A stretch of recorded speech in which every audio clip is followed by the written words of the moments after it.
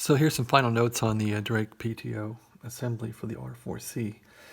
At least what I found worked for me was this circlip is fairly critical to get on correctly. So I did put it on too tight, and then what I did was I loosened it with the circlip pliers and let it float up on its own. So it'll pretty much push up on its own when it's too tight, and then I let it go. So you can see it where the distances on the shaft, and so there was enough pressure in this gear assembly that it just pushed up on its own.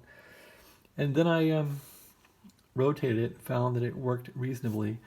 The discs aren't scraping anymore. They come close but don't scrape, and it's harder to turn than I would like, but it's not real hard. So I'm gonna leave it like that and put it back into the radio the way it is. It could be a little cleaner,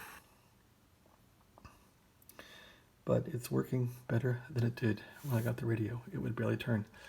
Okay, well, that's about it. Yeah, you want to make sure this clip is level and